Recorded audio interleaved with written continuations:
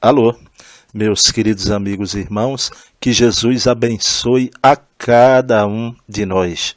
A nossa palestra fraterna de hoje tem como título A Mediunidade na História.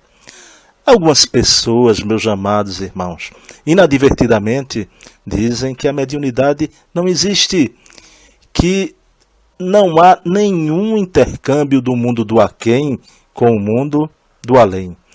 Mas a própria história universal teima em dizer diferente. Moisés, mediante fenômeno de combustibilidade e de escrita direta, recebe do alto a tábua dos 10 mandamentos, manifestação de uma vontade superior visando despertar a moral dos povos. Sócrates, constantemente orientado pelo seu guia espiritual, revela-se o grande precursor do cristianismo. E dizia ele, abre aspas, desde a minha infância, graças ao favor celeste, sou seguido por um ser quase divino, cuja voz me impele a esta ou aquela ação. Fecha aspas, Sócrates. Paulo de Tarso, às portas de Damasco, tem a visão do Nazareno em perfeita configuração luminosa, convertendo-se daí em diante em apóstolo e medianeiro de Estevão, o grande e primeiro mártir da história do cristianismo.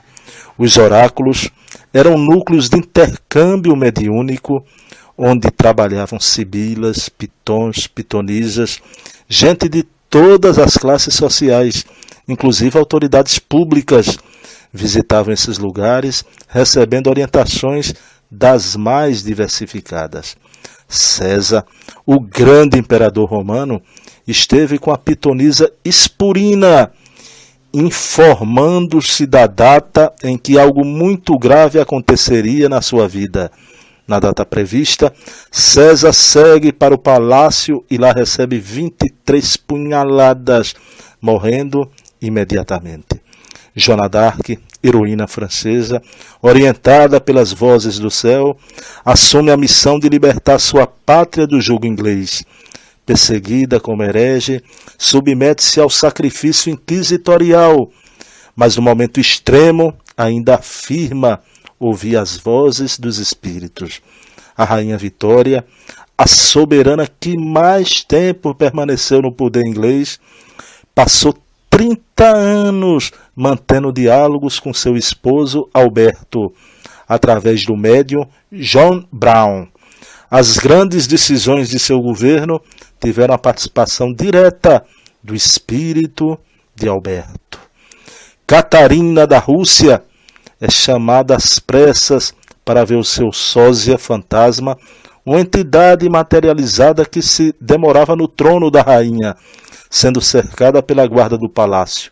Alvejado por 2 tiros de fuzil, desfez-se sem deixar qualquer sinal de sua presença. Abraham Lincoln, presidente americano, realizava sessões espíritas na Casa Branca. Ele próprio era dotado de faculdade mediúnica, chegando ao ponto de antever em sonho a sua própria morte, ocorrida no dia 15 de abril de 1865. Nessa mesma época, Henriette Brecht Story psicografou o conhecidíssimo livro A Cabana do Pai Tomás. Esse livro, A Cabana do Pai Tomás, não foi escrito por mim, disse a autora. Não fiz propriamente outra coisa, senão tomar nota do que me diziam. Dom Bosco, em Turim, no ano de 1883, sonha com o berço da nova civilização do terceiro milênio, que deveria surgir entre os paralelos 15 e 20 do hemisfério. Após 60 anos, no local e época previstos, Juscelino Kubitschek de Oliveira constrói Brasília.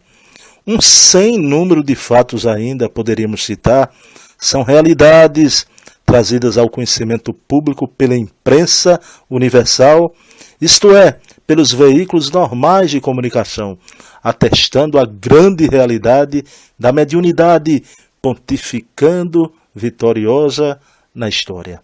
Ok? Então, meus queridos e amados irmãos, eu desejo a todos vocês um dia repleto de luz. A ti, alma querida, te envio o meu beijo na alma, deixando aqui um abração fraterno do amigo Bruno Tavares. Paz e bem, que Jesus amanheça em nossos corações. Um beijo na alma.